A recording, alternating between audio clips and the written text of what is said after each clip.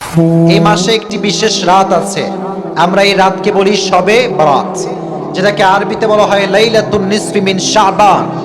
মূলত শবে বরাত বলতে কোনো শব্দ হাদিসে নেই, হাদিসে যেটা আছে এটার নাম হচ্ছে লাইলাতুন নিসফি মিন শাবান। যেহেতু আমরা শাবান মাসে বসেছি, শবে বরাত নিয়ে কিছু কথা বলে তাফসীর শুরু করার দরকারটা যুবক ভাইরা আছে না নাই? শবে বরাত নিয়ে বাংলাদেশে প্রশ্নের কোনো অভাব নাই। কেউ কেউ বলে শবে বরাত কি আসলেই আছে, কেউ কেউ বলে শবে বরাতের নামাজের নিয়ম কি, নামাজ আছে কিনা, আবার কেউ কেউ শবে বরাতকে ঘিরে বেদাতের আখড়া বাংলাদেশে গড়ে তুলেছে। ঠিক না বলেন?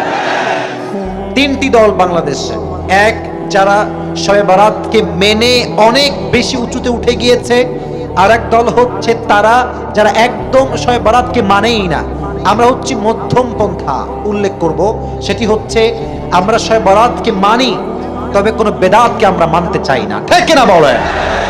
শবে বরাতের কথা হাদিসে এসেছে, নবীজি বলেছেন এই শবে বরাতের রাতে আল্লাহ তাআলা গোটা বিশ্বের সমস্ত উম্মতদেরকে সাধারণভাবে ক্ষমা ঘোষণা করে। সুবহানাল্লাহ পড়লেন না?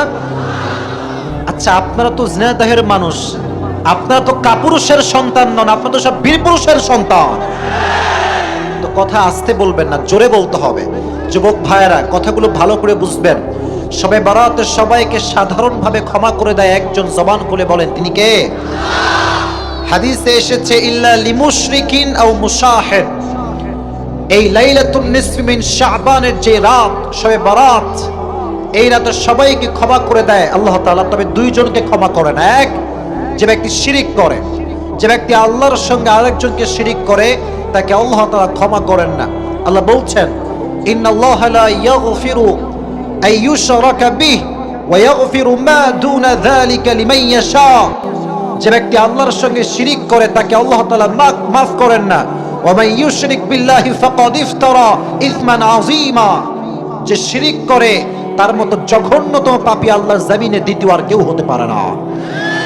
এক নাম্বার, মুশরিককে আল্লাহ ক্ষমা করে না। দুই নাম্বার, এই রাতে আরেকজন মানুষকে ক্ষমা করা হয় না, মুশাহিদ, যারা হৃদয় বিদ্বেষ পোষণ করে, হিংসা পোষণ করে।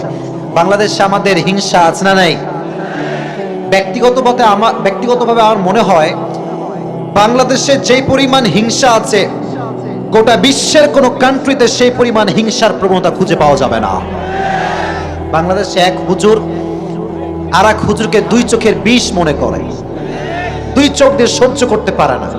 আর বাংলাদেশের সবচাইতে বড় সমস্যা হচ্ছে যেই হুজুর যুবকদের কাছে জনপ্রিয় হয়ে যায়, সেই হুজুর হুজুরদের কাছে অপ্রিয় হয়ে যায়। কথার লাইন ঘাট কি বোঝা যায়? যায় যায় যায়। হিংসা বিদ্বেষ রাখা যাবে না। আর একটা কথা মাথায় রাখবেন, পৃথিবীতে যেই মানুষ যাকে নিয়ে যত বেশি হিংসা করেছে তার সম্মানকে আল্লাহ আকাশচুম্বী করে দিয়েছে। কেউ কাউকে ঠেকায় রাখতে পারে না। এই জন্য শবে বরাত আসছে আমাদের সামনে, হৃদয়ে কি হিংসা বিদ্বেষ রাখা যাবে? আল্লাহ সবাইকে হিংসা বিদ্বেষ মুক্ত জীবন দান করুক, সকলেই পড়েন আমিন। শবে বরাতের রাতে আমরা কি কি আমল করতে পারি আজকে আমরা জানবো। শবে বরাতের রাতের আমল কি কি রয়েছে। আমার কথাগুলো কান খাড়া করে শুনবেন, আমার বোনেরাও শুনবেন, যুবক ভাইয়েরা, মুরব্বী আব্বা জানরা শুনবেন। শবে বরাতের রাতের ফার্স্ট আমল, আমরা সকলেই সে রাতে বেশি বেশি পাঠ করব ইস্তিগফার। সকলেই আমার সঙ্গে পড়েন আস্তাগফিরুল্লাহ। আওয়াজ হচ্ছে না, মন খুলে পড়েন আস্তাগফিরুল্লাহ। সকলেই পড়েন আল্লাহুম্মা গফিরলি। আবার মন খুলে পড়েন আস্তাগফিরুল্লাহ।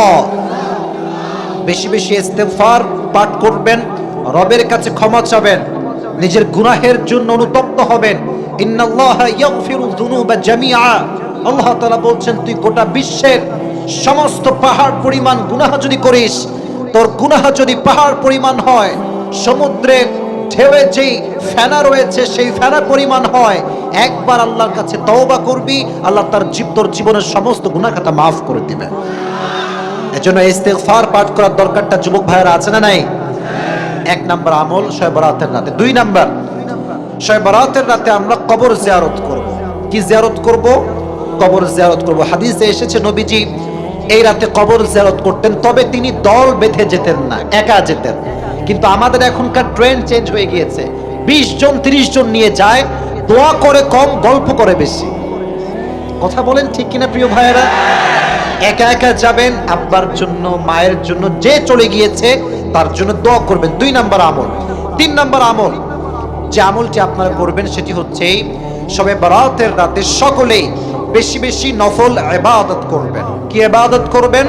নফল ইবাদত। যেমন আপনি সাদাকা দিতে পারেন, রাস্তাঘাটে গরিব দুঃখীদেরকে দান করার দরকারটা আছে না নাই?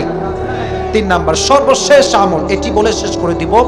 শবে বরাতের যে রাত, এই রাত হওয়ার পরের দিনে আমরা নফল রোজা রাখা ট্রাই করব। রাজি আছেন তো ইনশাআল্লাহ? আল্লাহ সবাইকে এই 4টা আমল করার তৌফিক দান করুক, সকলেই পড়না আমিন। আর বর্জনীয় কি আছে এটা আমার শেষ কথা। শবে বরাতের রাতে সর্বপ্রথম যে কাজ থেকে আপনাকে বাঁচতে হবে, হালুয়া রুটি খাওয়া যাবে না। এই ট্রেন্ড বাংলাদেশে আছে না? আইরি বাপরে, জামাই টামাই দাওয়াত দেয় আজকাল লোকজন, জামাই দাওয়াত দিয়ে রুটি খাওয়ায়, হালুয়া খাওয়ায়। এটার সঙ্গে হাদিসের কোনো সম্পর্ক নাই, চিল্লাই কোন ঠিক না? সম্পূর্ণ বেদাত, এটা আপনারা করবেন না। নাম্বার 1। নাম্বার 2, শবে বরাতকে উপলক্ষ করে কবরস্থানে আগরবাতি, লাল বাতি, মোমবাতি জ্বালানো যাবে না। ঠিক কিনা বলেন প্রিয় ভাইরা? আমি আমার বাসার পাশে দেখি কবরস্থানে, বাপ রে বাপ, লাইট টাইট দিয়ে আগরবাতি, মোমবাতি, কি যে ডিম লাইট জ্বালায়, মনে হয় বিয়ের সময় হয়ে গিয়েছে। এই বেদাত বাংলাদেশে আছে না নাই? এই দিনে খবরদার, কবর যে সাজাবে সে বেদাতের সমতুল্য কাজ করবে। ঠিক না বলে? বেদাত। এই জন্য শবে বরাতের রাতে এই সমস্ত লাইট দিয়ে আমরা কবরকে সাজাবো না। রাজি আছেন তো ইনশাআল্লাহ? আমি যা যা বলেছি আল্লাহ তাআলা সবাইকে সে অনুযায়ী আমল করার তৌফিক দান করুক। সকলেই মন খুলে পড়না আমিন। এবার আমরা